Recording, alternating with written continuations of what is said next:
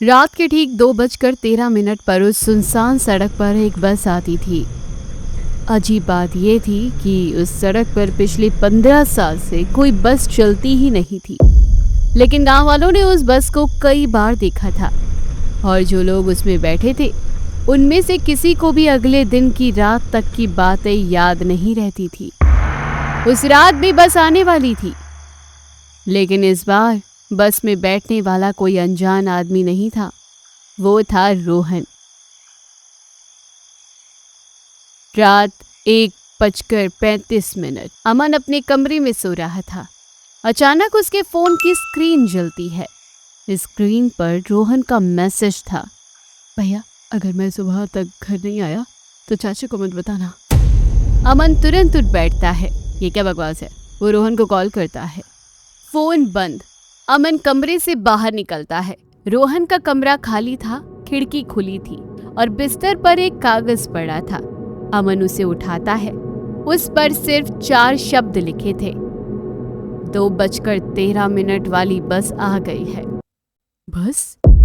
अमन की आंखों में डर आ जाता है क्योंकि उसे गांव की वो पुरानी कहानी याद थी। करीब 15 साल पहले गांव से शहर जाने वाली आखिरी बस बंद हो गई थी। कहा जाता था कि एक रात बस अपने यात्रियों के साथ रास्ते से गायब हो गई। बस कभी नहीं मिली, लेकिन उसके बाद से हर साल कुछ लोग दावा करते थे कि उन्होंने उसी रात बस को रात 2:13 देखा है।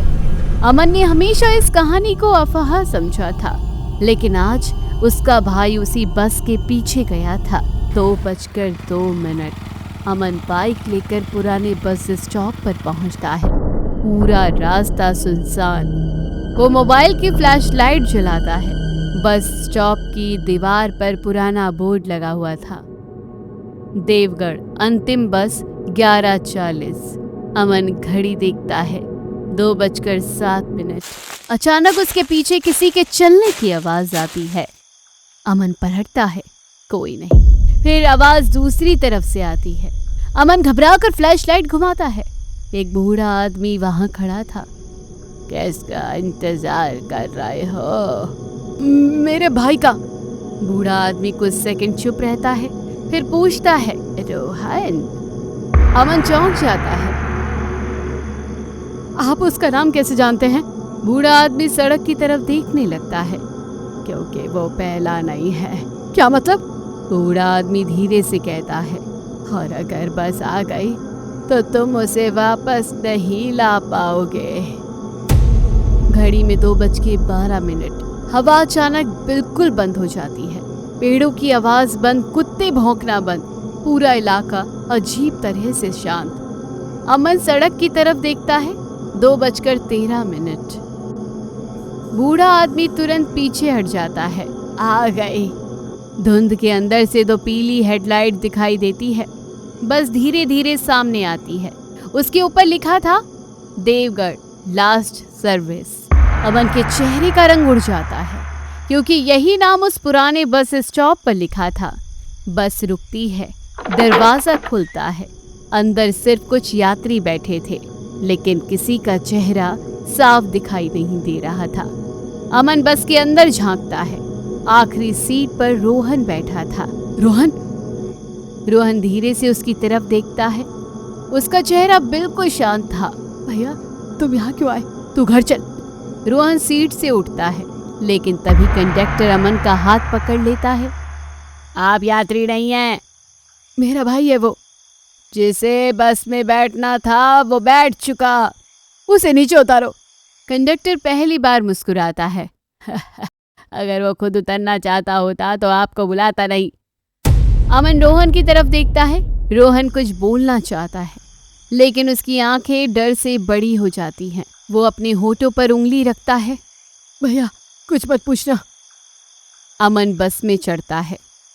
अब वापस जाना मुश्किल होगा। अमन रोहन के पास बैठता है। तू यहाँ कैसे आया? रोहन खिड़की के बाहर देखता है। मुझे एक मैसेज आया था। किसका? रोहन फोन निकालता है। स्क्रीन पर मैसेज था, तुम्हारे भाई को बचाना है तो 2:13 की बस में आ जाओ। अमन फोन लेता है। सेंडर का नाम देखकर उसके हाथ कांपने लगते हैं। अमन के नंबर से उसको मैसेज आया था। ये मैसेज मेरे नंबर से कैसे आया? रोहन जवाब नहीं देता, बस अचानक चल पड़ती है। अमन खिड़की से बाहर देखता है। बस स्टॉप गायब हो चुका था। उसकी जगह घना जंगल था। रास्ता तो यहाँ ही नहीं है, रोहन धीरे से कहता है, क्योंकि हम उस रास्ते पर नहीं जा रहे। फिर कहाँ जा रहे हैं? रोहन अमन की तरफ देखता है, जहाँ से ये बस 15 साल पहले निकली थी। अमन बस में बैठे बाकी लोगों को देखता है। एक महिला, एक बूढ़ा आदमी, एक स्कूल यूनिफॉर्म पहना बच्चा और सबसे आगे एक आदमी जो लगातार खिड़की के बाहर देख रहा था। अमन को कुछ अजीब लगता है। वो महिला से पूछता है, आप लोग कहाँ जा रहे हैं? महिला कोई जवाब नहीं देती। अमन स्कूल वाले बच्चे के पास जाता है। तुम्हारा नाम क्या है? बच्चा धीरे से अपना चेहरा उठाता है। मेरा नाम रोहन है। अमन पीछे हट जाता है। क्या? वो तुरंत अपने भाई की तरफ देखता है। रोहन पहले से ही उस बच्चे को देख रहा था और उसकी आंखों में डर था। अमन कंडक्टर के पास जाता है। ये सब क्या हो रहा है? कंडक्टर टिकट काटता रहता है। 3 नियम है। कौन से? कंडक्टर अमन की तरफ देखता है। पहला, खिड़की के बाहर मत देखना। अमन तुरंत खिड़की से नजर हटाता है। दूसरा, जब कोई तुम्हारा नाम पुकारे जवाब मत देना। अमन घबरा जाता है। और तीसरा, कंडक्टर उसके बिल्कुल पास आकर धीमी आवाज में कहता है, तीसरा नियम सबसे जरूरी है, एक पल की खामोशी। अगर बस रुक जाए तो उतरना मत।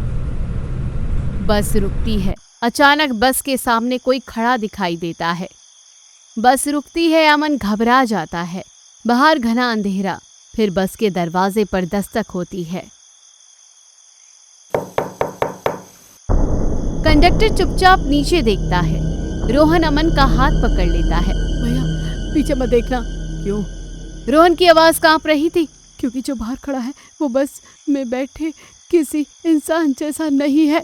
दरवाजा धीरे धीरे खुलने लगता है। अमन की नजर सामने के शीशे पर पड़ती है।